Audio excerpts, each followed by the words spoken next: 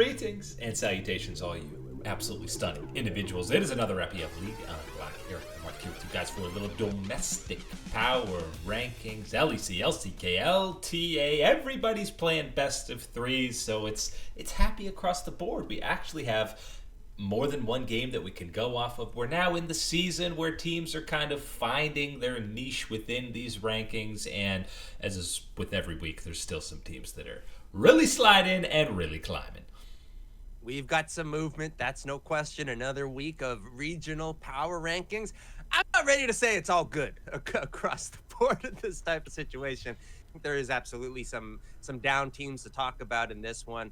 But I think overall, yes, very happy to see every region on the same page with best of threes and start to get a better picture in that type of regard with Fearless Draft and everything that involves into. But enough yapping. Let's dive into these rankings. And we begin with the spiciest board of the day, and that is over in Europe in the LEC, because top to bottom, we got some serious shifts going on. And we start with the squad climbing out from the depths. Giant X, far and away their best weekend of the split. Not only do they get the big upset against G2, but they even managed to take a game off of Koi. And this is really the first week that we've actually seen life out of this team.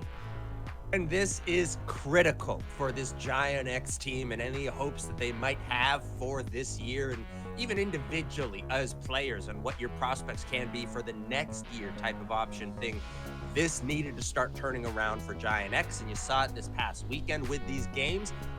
Can you build off of it is my biggest question, because it can't just be this one little weekend of sunlight amongst the thunderstorm and rain clouds. It has to be a little bit more of this. We need to see this continue to progress. And again, I think there's avenues for this Giant X team to take what went right this past weekend and keep building upon it through these next couple matches. And again, still the shining light, even in some of these losses, has been the performance of Jackie's. And I think the reason why at least me and a lot of other people still love and are hyped up by this guy is he's willing to go for these, game-breaking plays where there's moments where he might look like he's feeding. He might look like you're wondering why he's here, why he threw the whole game, but he'll also give you those game-saving, game-winning plays. He's not afraid to be the guy who has to pull the trigger, and that's a rarity to find someone that has that level of confidence, even if it backfires sometimes. It's almost impossible to teach somebody that type of skill, that type of mindset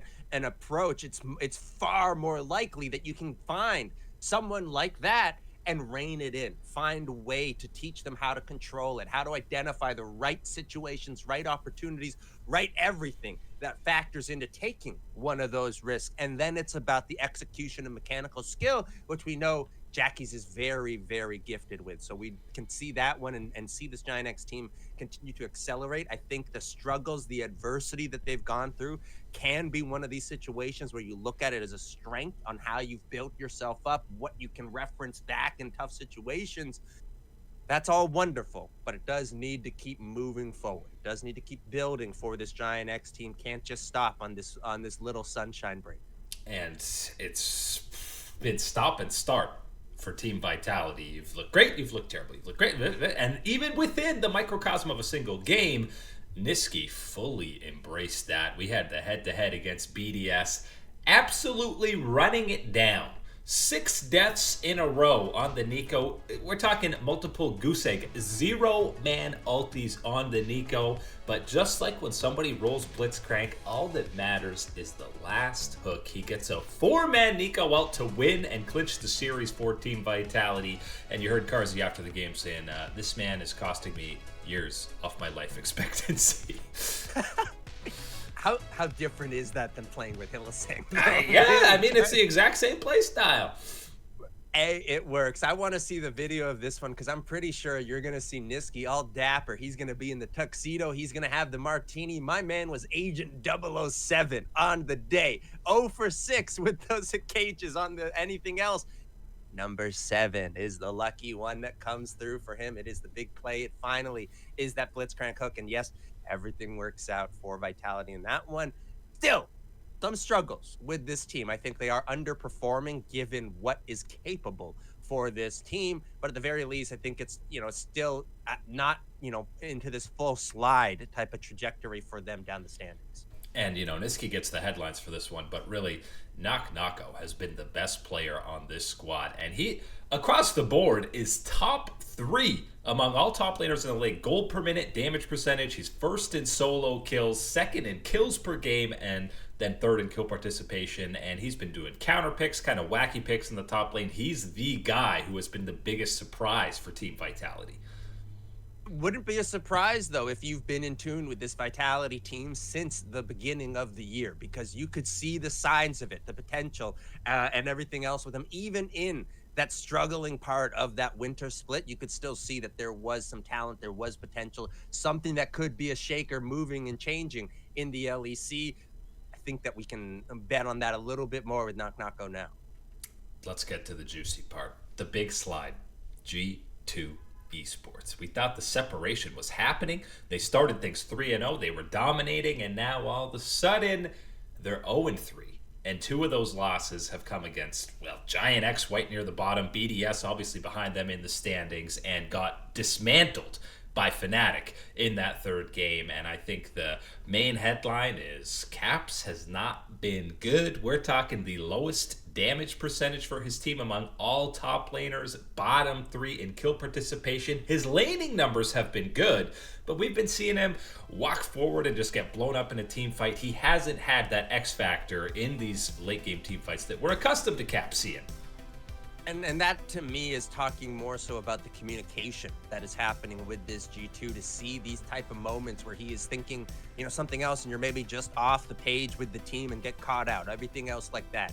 And you're right, because you look at those individual laning numbers, you're looking at all these other little statistical numbers, and nothing is, outside of the realm of what you expect for someone like Caps. But then you watch the performances, you see how things go, and of course, knowing how much hinges on him being a leader for this G2 team, the results have come down as well, is the worrying part for it. Is this that extended slump? Is this just the periodic ups and downs of G2 throughout a year, and individually Caps within a region like the LEC? Or is this a more so a statement about where the talent level has risen up and where G2 finds themselves now falling back down to the pack? I think it's more so about G2 falling to the pack than it has been in previous years. We've talked about one of these type of struggles and things for G2. I still got faith that they will find a way to bounce back, and you will have Caps performing at a much more, a contributing level for the team. At the very least, for the region as a whole, it does feel like often G2 slumps through the regular season, playoffs roll around, other teams either choke, don't play at the same level, can't get over the mental hurdle that is G2. But from what we saw from Carmine Corp at first stand, what we're seeing now with Koi in that series against Fnatic, and Fnatic obviously bouncing back and beating G2, it feels like these 3 squads, if G2 kind of isn't at their full form, they're going to get knocked out in playoffs. It feels like the rest of the league has stepped up to a higher level than we were talking in the last couple of years. This is not a, sleepwalking on through the regular split. Then we get into the games that actually matter. Best ofs. Here's Fnatic on the other side. See you later, Fnatic. We're taking the trophy type of situation for G2. This is something that I think is a little bit more alarm for concern. And then part of that is with the struggles of G2, and specifically, as we talked last time, Caps being that one player that you can really identify on, and having that type of, problems, a guy who isn't a problem player. And then you look at the rest of the LEC, looking at Carmine Corp, Fnatic, as you laid out, and I think it is them rising up and being better. It's going to be a tough picture come playoff time in the LEC. And Carmine Corp obviously didn't even play a game this week, so they're getting bumped up as a result of G2 sliding down. But last one on this list, just want to highlight Team Heretics, sitting pretty, not moving, staying in that 4 spot. But this is honestly even a bigger surprise than G2 slumping here, is the form that Heretics have had with this young roster. Camilo and Carlson have both been standout solo laners, and Flacken is looking like he was on peak G2 when they were heading to MSI. Oh man, this is an exciting one to talk about, is the Heretics in this one, disrupting everybody's predictions, expectations for the LEC and how these matches are going to play out. I think the big one here is, what is the goal? What is the perspective of this team? Is it that we need to rise to the very top of the LEC within this split, get an MSI and everything else? Or is it more a little bit long term? And I'm hoping it is a little bit more so in this long term, not too long term, but just in the sense of waiting for summer, hoping that summer is going to be the peak of this team. Keep building up, keep learning, getting this experience and everything else. And if you can put yourself in a position where in summer you can claim one of these spots to go to Worlds, I think that is the biggest prize possible for this Heretics team. And something you wouldn't have thought possible if you were talking at the start of the split heading in here for Team Heretics. If all the movement is the story of the week for the LEC, the story of the LCK is not much movement and people kind of carving out their pockets. Yeah, the Freaks are still winless and absolutely abysmal. Scary to watch them actually go on the Rift. The main move is the switch between FearX and Nongshim, and both of these squads have been surprised cracking into that top 4, going back and forth. We had the head-to-head with Nongshim coming away. Calyx continues as a rookie to kind of be a standout. Kingen is playing Nidalee. He's playing Anivia. It's more than just Lahan's cooking up some dark technology. This team continues on that surprise winter split that we got out of them.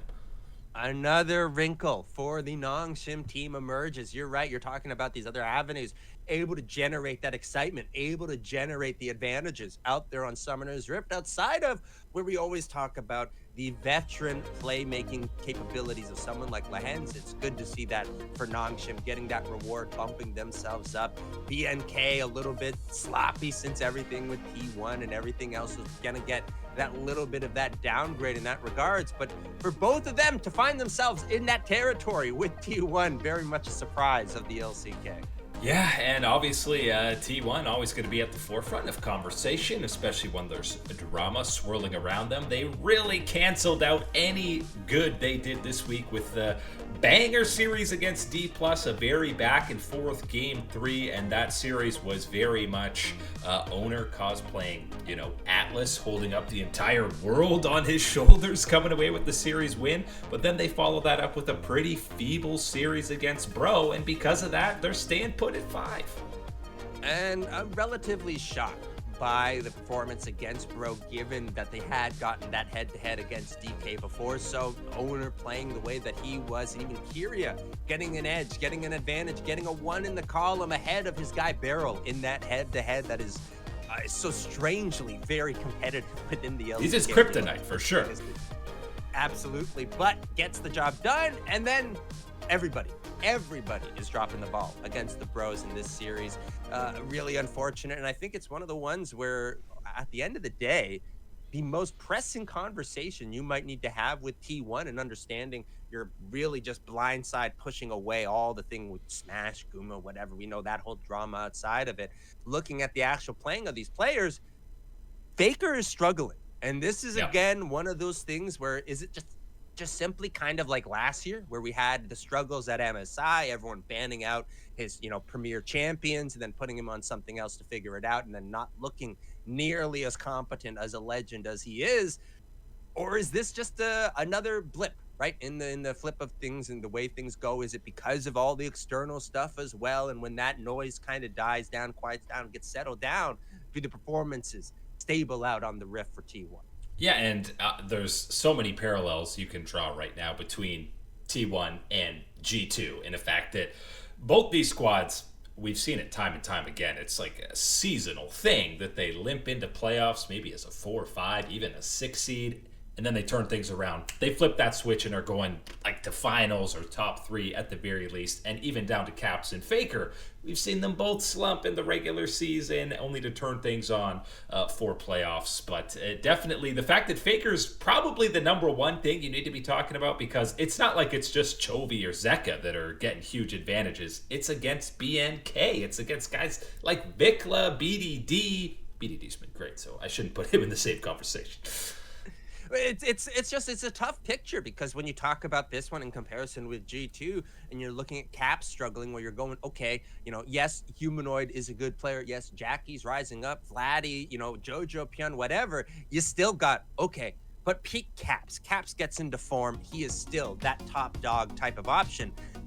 don't know if that's the same question in the LCK when you're looking at Chovy. Past 7 games, what is it, 43-0 and 60 assists plus 129 KDA on 6 different champions. You've got Zeka, the most solo kills in the LCK. Showmaker's got the freedom with what he wants to do in Fearless Draft, and we've got Faker struggling like this, and it's got the rest of T1 and all sorts of funk around it.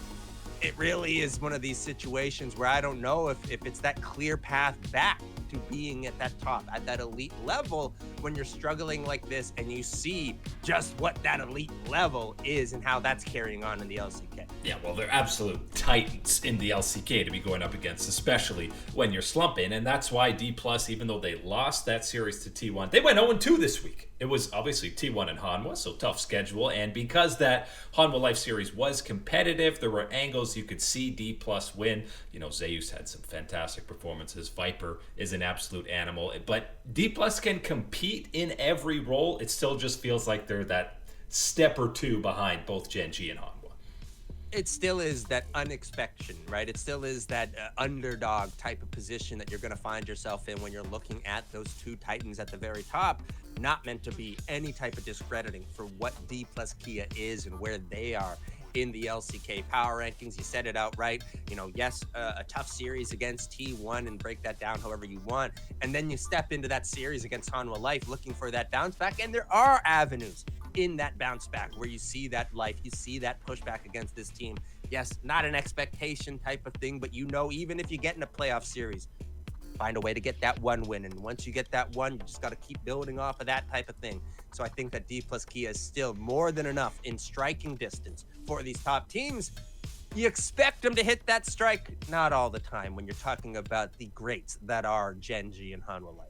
How about the gauntlet continuing for Dplus, by the way? Nongshim and Gen G on the schedule for them this week to round out a full top 4 matchup. They better have the softest ending to the split possible to have this type of run right here in the very meaty, juicy part of the schedule right now. Tough luck for Dplus KIA. Opportunity, though, to make a statement against Nongshim that they are that cut above them, trying to crack into that top 3 in the LCK. LTA action, we had a little bit of shakeup towards the bottom, and that is, of course, the Dignitas versus Shopify Rebellion head-to-head. I'll call this more a Shopify loss than a Dig win. They probably should have 2-0'd this series. I think they had a 7K gold lead at one point, but the team fighting was just all over the place. This was a classic LTA matchup, and I can't believe a few short years ago, Palafox and Contracts were top 8 at Worlds. Can you believe that? I can't see these performances right now and how things have struggled. I know, you know, there is some level of individual player that you could try and you know, lock down in on what you're examining in and find out. But yes, the performances have drastically gone backwards in this type of regards. And I think the rest of Shopify isn't exactly pulling out of these type of territories, these type of situations that is leading them to be in this zone of the LTA. Yeah, I mean, I think split number 1, Fudge, was kind of having a resurgent split, but he's been a bit of a liability going forward here. And truthfully, when you look especially on that top side, Thanatos and Bwipo seem so far ahead of any of the other top laners. Like, it's not even close. Even Impact and Sniper, I just don't see them matching up. You can even throw in Blabber and Inspired. None of these junglers are at the same level, which is why it's hard to put anyone else in that category with Cloud9 and FlyQuest right now. The main question is it Team Liquid or 100 Thieves that are kind of that next squad up, 3rd seed? Obviously, 100 Thieves lose in very convincing fashion to FlyQuest, which is why we're bumping them for now to that 4th spot. Which there's got to be a lot of heat on both of these teams for being not only leapfrogged by Cloud9 in this type of situation, but really when you're talking again, Thanatos, Bwipo, looking at Blabber, Inspired, heck, you know, you can throw, you know, Loki into that conversation as well. The way that he has been rising up as one of those premier players, being in that top 2 picture, and especially where it's, you know, really is, there's 1 and 1, and then it's a massive cliff drop down to 2, and then another cliff drop down to 3. The tiers of the LTA are showing themselves, and when you are Team Liquid, feels pretty bad to slip from that top tier down into this territory now where you are talking about them amongst 100 Thieves, whether you can beat them and rise above them. And I think they are the expected favors ahead of 100 Thieves in these type of situations. But the fact that we are talking about that is absolutely a slip down for Team Liquid compared to the last years. I think both of them just have so many individual question marks you can talk about. We talked about the top side, but FBI and Ayla in their current form, they need a level up if they're competing with any of the top 3 bot lanes. And I mean, even APA, we thought Fearless would maybe be a boon for him to have some of these kind of pocket picks, but it really feels like it's the same handful of champions going on to the Cassiopeia, the Aurelian Soul that he's fallen back on, and that's like 2 full years almost at this point that he has the same fallback champs. It's just, again, and not the fairest comparison by any stretch of it, but we just talked about Chovy, 6 different champions, 7 games, 40 plus kills, 0 deaths, 60 plus assists. It's insane. And that is obviously the most extreme, most elite, most legendary tier. No one is saying, APA, where's that? No. But you're still more than in your right to go, okay, show me more than what we've seen in this tiny circle that we've been able to go through in the LTA and in Fearless Draft so far. It hasn't worked out. I don't think they're utilizing the Fearless Draft in quite necessarily the right way as far as exposing new champions, new strategies, and then going, okay, and then here's all reliable for your guy APA, and here's the kicker of the Ziggs or whatever type of thing. It's not coming through like that. And for Team Liquid, when you're having a down year from Impact as well, puts a lot of that pressure on your boy Jan's shoulders. Yeah, and until we're talking about or highlighting someone not named Quid or Jan on these 2 squads, I just don't see them sniffing the top 2 that is C9 and FlyQuest. We've been talking all about the top 4 and the bottom 4 of the LTA, but now it's being separated even more than that with Cloud9 and FlyQuest soaring towards the top. It's the top 2 and everybody else right now in the LTA. Yep. Yes, there is somewhat of that conversation and battle for number 3, and that does hold whatever type of value heading to playoffs in seeding. But yes, it really is front running from FlyQuest and Cloud9. And remember, only one of these squads going to MSI because LTA South also going to have a representative heading that way. But that is it today for League Unlock. Eric and Mark here with you. Absolute beauties. Thanks for hanging out, and we will catch you on that flippity flip.